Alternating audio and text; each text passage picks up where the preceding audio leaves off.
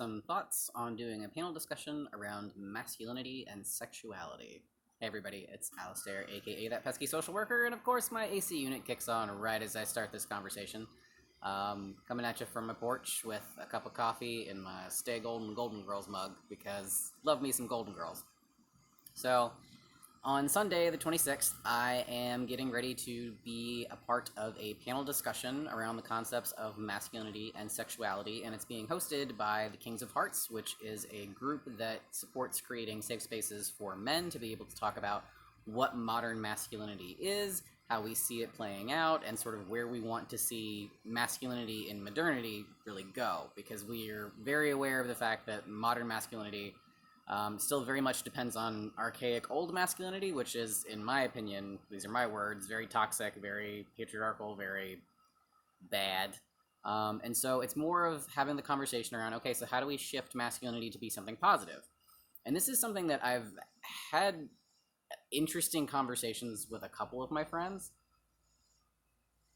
because I feel like masculinity and whiteness are two overarching themes of identity that actually are really negative for a variety of reasons, besides just the power dynamics and how they play out in the world. I think that when you look at masculinity and you look at whiteness, these are two categories of identity that really define themselves by what is absent, by what is not.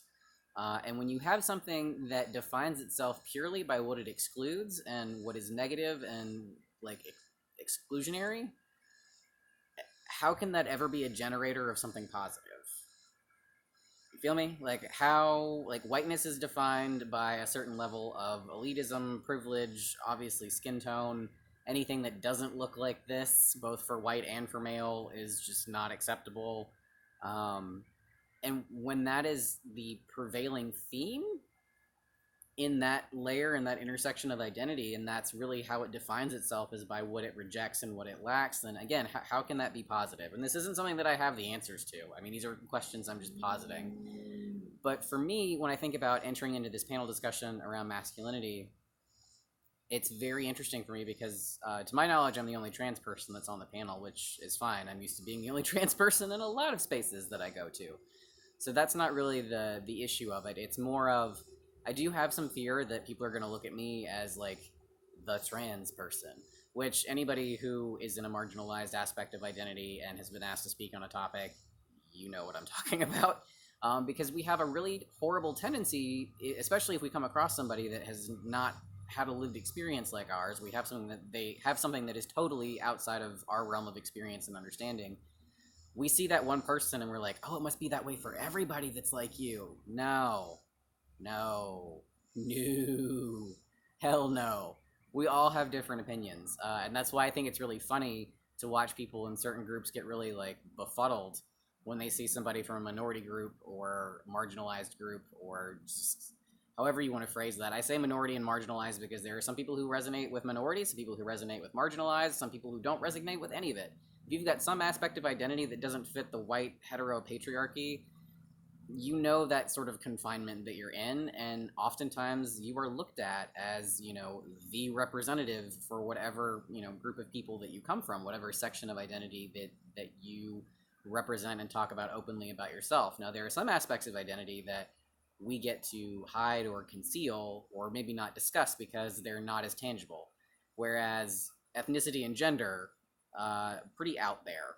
And when somebody doesn't fit into what we think those categories should look like, that raises a lot of questions. In the trans community, if you're trans, you're going to know, probably, I mean, you're not going to know anything, but you probably know or have heard the phrase getting clocked.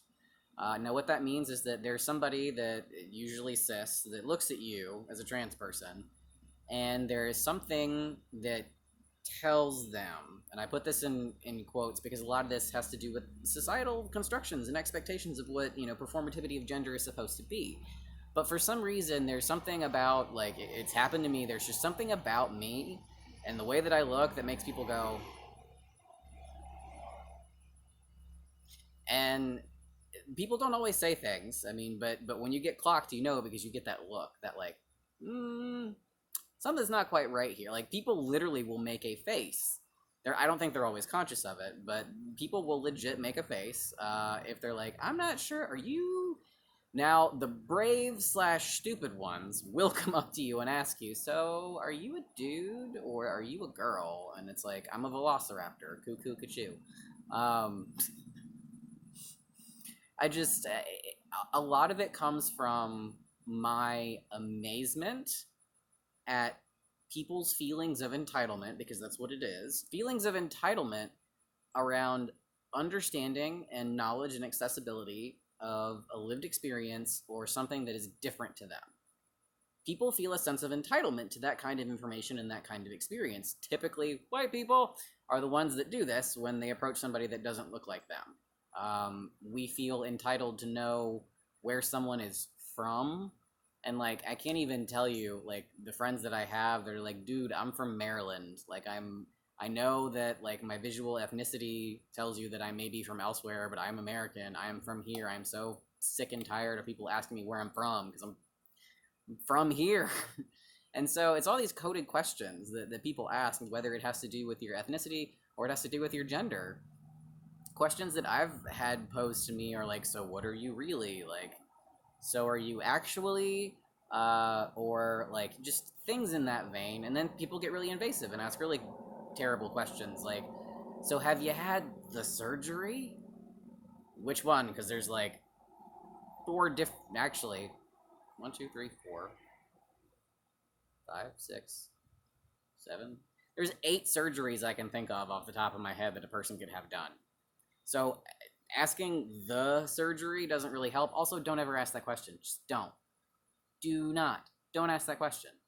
Um, and in that same vein of questions I'm worried about getting asked, I mean, doing this panel and being the only trans person, there are certain questions that I'm afraid are going to be asked. I full well recognize that I don't have to answer them,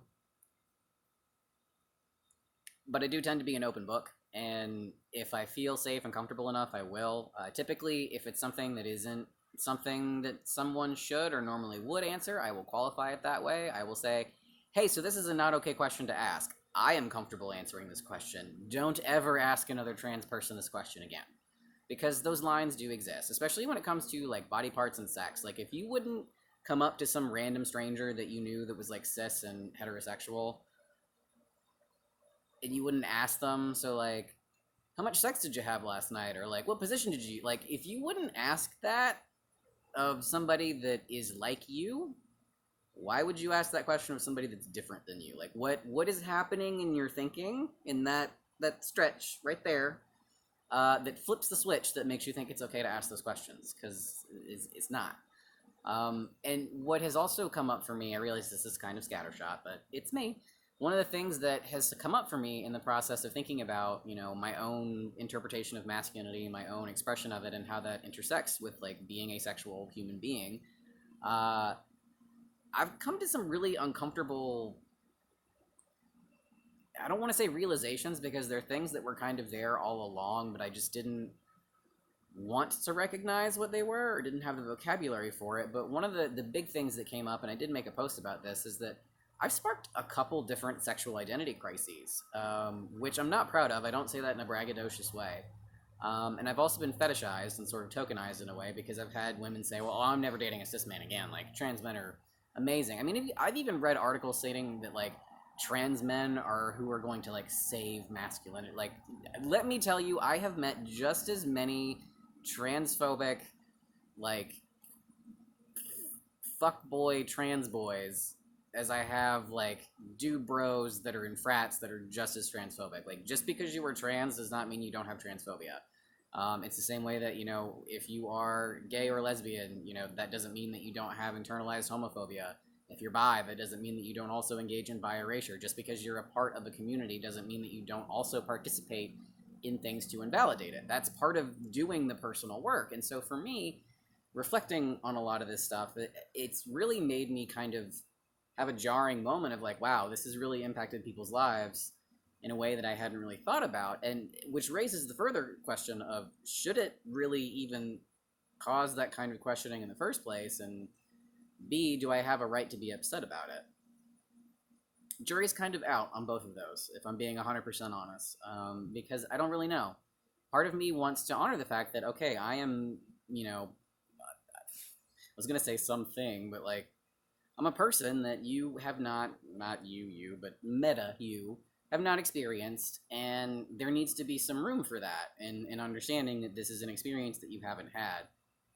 Room also needs to be made for the fact that I'm a human being with feelings too, and like the number of times that I've sat like crying, like holding my crying partners. I've cried plenty of times, Jesus.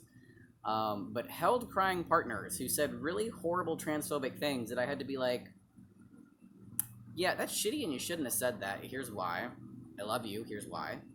And then realizing that I'm withholding my own emotional hurt and saying that things are like I have said it is okay way more times than it's been okay, because people have said more crappy things to me than affirming, and I know that that's not the intention.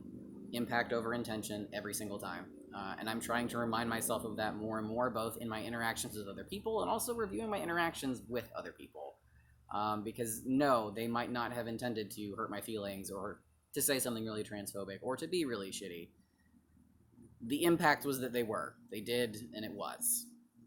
And sort of reconciling those two things. So trying to find space for like, okay, so how do I make room for you to have this new experience? And then how do I also make room for me to also experience the fact that odds are you, not you, you, meta you, future partner, is going to invalidate me on some level.